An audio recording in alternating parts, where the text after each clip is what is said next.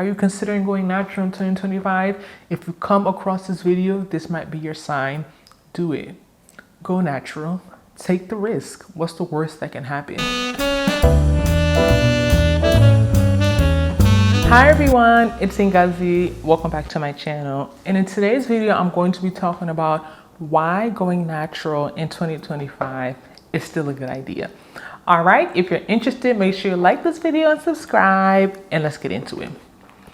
All right, for you all new to my channel, or if you need a refresher, my name is Ngozi. We have recently reached 1,000 subscribers. Thank you all so much for all your support. And on this channel, I discuss all things natural hair, particularly 4C hair, wellness, and lifestyle. All right, so I went natural in 2006. Next year is going to be my 20-year natural hair anniversary, and I can't wait to make content on that. It has been 19 years, and to be honest, it has its highs, it has its lows. I understand why natural hair is not for everyone, even though it's our hair in its natural state. I'm not here to convince anyone to do what goes against their own best interests. I will not be there with you. I will not be doing your hair for you. I will not be contributing financially to your hair upkeep. So at the end of the day, I respect everyone doing what works best for them. I have a video that did well last year about why natural hair girlies are going back to relaxers and perms. I'll link that down below. Do y'all like my twist up, by the way? I did this on Thursday, took it out last night. Y'all, I made my video about my natural hair goals for 2025. I'm supposed to have my hair out not all year, but at least like the first quarter, no wigs and weaves. Ended up having to put a wig in like week 3 of the year. Had a wash and go appointment at a salon that I've mentioned on this channel. I don't want to get into it.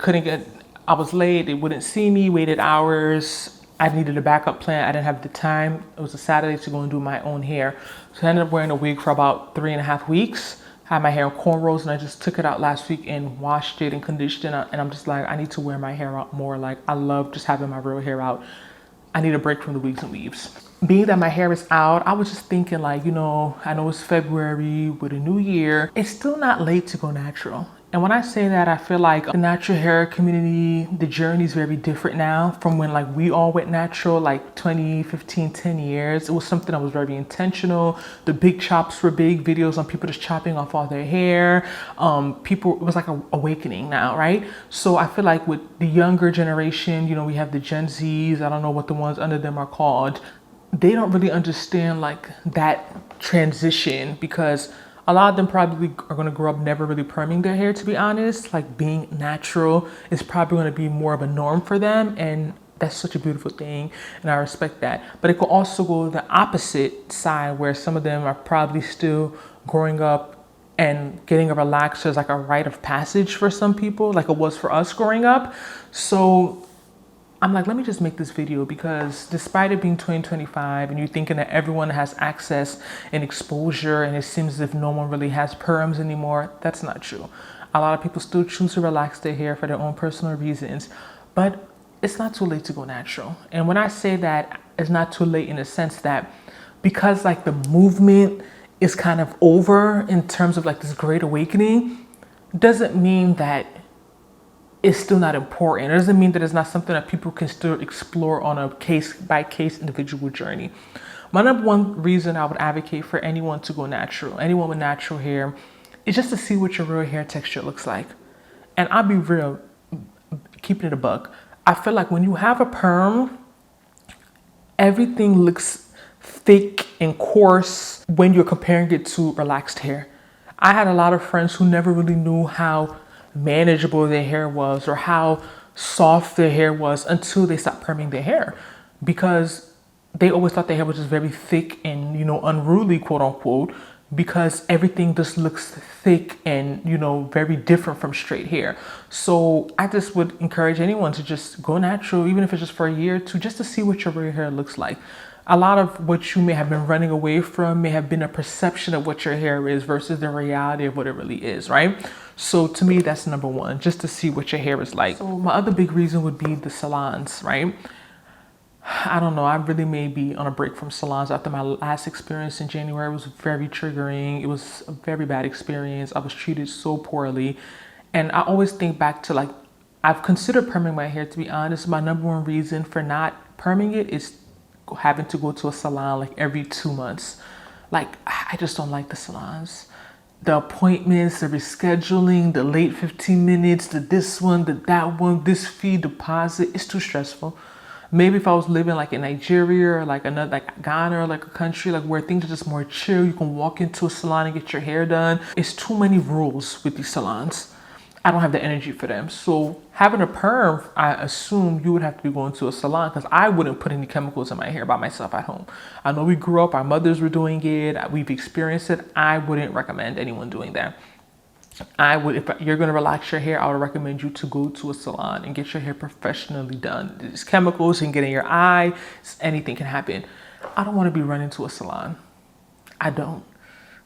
So the beauty about having natural hair is once you learn how to do your hair based on your texture, your length, your curl pattern, the styles that you like, you can do it by yourself and just go to the salon like when you need trims and stuff. And to me, that's what's motivating me to stay natural. I can't wait to perfect the wash and go, because that's going to be my go-to style. For now, I just got to go with the twist outs. I want to be able to do my own hair. I don't want to be at the mercy of any stylist, any salon. No, that's bondage to me. I don't want it. I don't like it. Another beautiful thing about going natural now is that I feel like there's so much more information and there's so much more knowledge. So there's a smaller learning curve. Versus for us, when we were going natural, YouTube had just literally started, 2007? YouTube started 2005. I went natural in 2006. There wasn't a lot of representation on social media, especially with 4C, thick, like, coarse hair like mine. It was a lot of the, the mixed girls, biracial girls, the type 3 hair. That was the representation that we had for natural hair. And that's why when the girls who did come on the scene with that thick 4C hair, it was so inspiring and motivating, because it was the first time seeing someone that looked like me with my hair texture giving me advice about my hair that can relate to me. It was a great thing. So now we have so many more options, so many influencers, so many people talking about natural hair. You ever have men who have great channels on natural hair. You don't have to do as much work as we had to do back in the day. Right? The work is done for you. You just have to find someone with your similar hair type and, literally just binge their content. And there's also different ways to go natural now. I feel like when we heard about, going natural, most people did like the big chop, or they did the transitioning where you were just wearing a bunch of, wigs, not wigs. So back then we wasn't wearing wigs, weaves and braids, and growing out your hair through that process. If you weren't comfortable going with the big chop and wearing it low.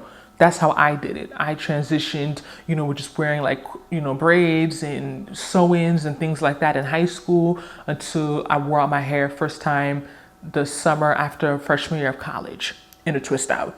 So that was my path. But now if I was going natural, I would probably do the straight natural hair journey, which I did try last year, but didn't work with me due to my active lifestyle.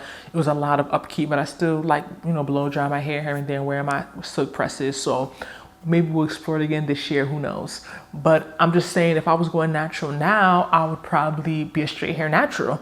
I would probably not do the big chop. I don't think so, because of my height and my head. I don't think I'll be comfortable with that.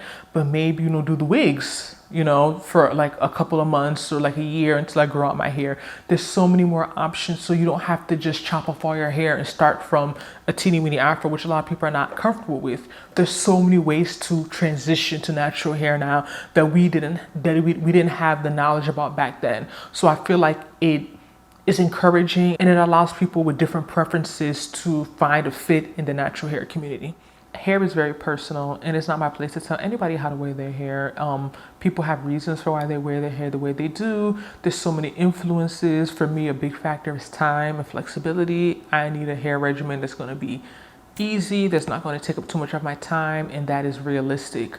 I don't want to spend hours doing my hair every week. I don't have that type of energy and strength, right? So I understand, why some people go to the perms. It's just easier, it's less upkeep. But natural hair could be a bit easier, depending, of course, on your texture and your hair length. You just have to find the styles that fit for you.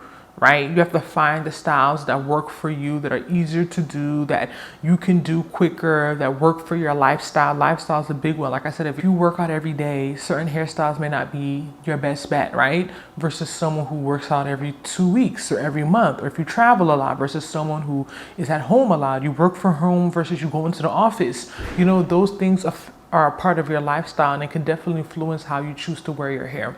So don't forget that. But to me, it's not too late to go natural. Being natural has been such a beautiful experience. It's a great journey. That's the thing. It's a journey. It is a journey for real, for real. Like, I've learned so much about hair myself. I've changed a lot. I've evolved. Certain things that I've liked before, I don't like anymore. Certain styles I've outgrown. Certain preferences I've outgrown. It's a journey. So because you start off tomorrow being natural doesn't mean that the way you feel is going to always be the same. And I think that's a problem. Sometimes we don't give ourselves the space and opportunity to evolve and to change and to have different preferences. We feel as if this is what you like today, you gotta like it next year, you gotta like it next month, you gotta like it next year. And that's why when you see your influencers who don't wear their hair natural anymore, or they decide to perm their hair, everyone's in their feelings. But it's like, people evolve, people change. Because someone likes something at point A doesn't mean you're gonna like it at point B or Z or whatever. We have to give ourselves the opportunity to change and evolve, and that sometimes can be an issue in the natural hair community because there's a lot of rules, and sometimes people get too stuck on these rules. But you make your own rules, you follow your own path, do what makes you comfortable, do what is sustainable, and just try it. If it doesn't work out, you can always go back to the perm. It's not permanent. I feel like what stops a lot of people from going natural is feeling like they have to stay natural. It's a journey. You can go natural, decide it's not for you, perm your hair again. It's just hair. You know, do what works best for you. Don't let these natural hair bullies get to you, because, you know, there's a lot of them out there. And let me know what you think. Are you considering going natural in 2025? If you come across this video, this might be your sign. Do it. Go natural. Take the risk. What's the worst that can happen? At the end of the day, it's just hair. Let me know how you feel about this video. Share this with anyone that you know might be considering going natural, or you maybe just being, I don't know, motivated, re-inspired, maybe just exploring their natural hair in a different way. Because like I said, it is a journey, and there's so many styles and so many ways to be natural now. And that's something that we also should discuss. But let's continue the conversation down below and let me know how you feel about this topic. Bye.